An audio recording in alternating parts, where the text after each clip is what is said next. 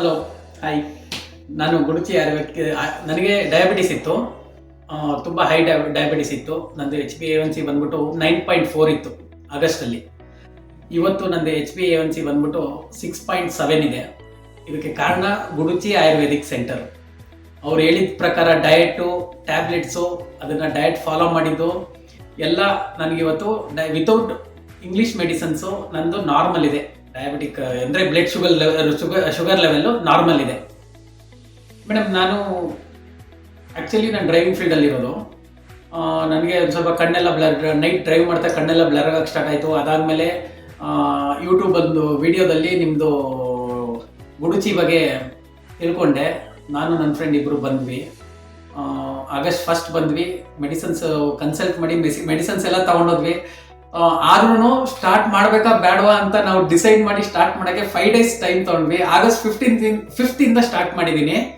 ಇದುವರೆಗೂ ನಿಲ್ಲಿಸ್ಬೇಕು ಅಂತೆಲ್ಲ ಏನೂ ಅನಿಸಿಲ್ಲ. ಅರೆ, ಡಯಟ್ ಮಾಡೋದು ಮತ್ತು ಬಾಯಿ ಕಟ್ಟೋದು ಅದೆಲ್ಲ ತುಂಬ ಕಷ್ಟ. ಹೊರಗಡೆ ಫುಡ್ ತಿನ್ನಂಗಿಲ್ಲ, ಅದೆಲ್ಲ ತುಂಬ ಕಷ್ಟ. ಅಂದ್ರೂ ಆ ಕಷ್ಟ ಇದ್ರೂ ಅದನ್ನು ಸೀರಿಯಸ್ ಆಗಿ ಮಾಡಿರೋದಕ್ಕೆ ಒಳ್ಳೆ ರಿಸಲ್ಟ್ ಸಿಕ್ಕಿದೆ. ತುಂಬ ಒಳ್ಳೆ ರಿಸಲ್ಟ್ ಸಿಕ್ಕಿದೆ ಮೇಡಮ್. ನಾನು ಮುಂಚೆ ಬೆಳಗ್ಗೆ ಬಿಫೋರ್ ಫುಡ್ಡು ಒಂದು ಗ್ಲೈಕೋಮೆಟ್ GP2 ತೊಗೊಳ್ತಾ ಇದ್ದೆ. ಆಫ್ಟರ್ ಫುಡ್ಡು ವಿಲ್ಡಸ್ ಮಾರ್ಟ್ ತೊಗೊಳ್ತಾ ಇದ್ದೆ.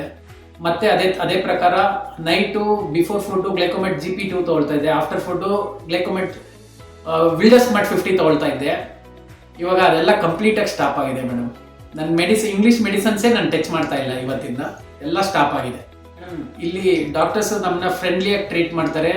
ತುಂಬ ಏನು ಮಾಡಬೇಕು ಅನ್ನೋದನ್ನ ನಮ್ಮ ಡಯಟ್ ಪ್ಲಾನಿಂದ ಹಿಡಿದು ಮೆಡಿಸನ್ ತೊಗೊಳ್ಳೋದ್ರಿಂದ ಹಿಡಿದು ನಮ್ಮ ಲೈಫ್ ಸ್ಟೈಲಲ್ಲಿ ನಾವು ಯಾವ ಟೈಮಲ್ಲಿ ಊಟ ಮಾಡಬೇಕು ಎಲ್ಲ ಕರೆಕ್ಟಾಗಿ ತುಂಬ ನೀಟಾಗಿ ಒಂಚೂರು ನಾವು ಅವ್ರಿಗೆ ವಾಪಸ್ ಎಷ್ಟೇ ಥರ ಕ್ವಶನ್ಸ್ ಕೇಳಿದ್ರು ಅವ್ರು ಒಂಚೂರು ಬೇಜಾರು ಮಾಡ್ಕೊಳ್ತೀರಾ ಅದನ್ನು ಅಷ್ಟು ನೀಟಾಗಿ ನಮಗೆ ಗೈಡೆನ್ಸ್ ಕೊಡ್ತಾರೆ. ಯಾರು ಡಯಾಬಿಟಿಸಿಂದ ಸಫರ್ ಮಾಡ್ತಾ ಇದ್ದೀರಾ ಅವರು ಒಂದ್ಸತಿ ಗುಡುಚಿ ಆಯುರ್ವೇದಿಕ್ ಸೆಂಟರ್ನ ಕಾಂಟ್ಯಾಕ್ಟ್ ಮಾಡಿ, ವಿಸಿಟ್ ಮಾಡಿ, ಒಂದ್ಸತಿ ಟ್ರೈ ಮಾಡಿ. 1 ತಿಂಗಳಲ್ಲೇ ಫಸ್ಟ್ ಮಂತಲ್ಲೇ ನಿಮಗೆ ರಿಸಲ್ಟ್ ಗೊತ್ತಾಗೋಗುತ್ತೆ.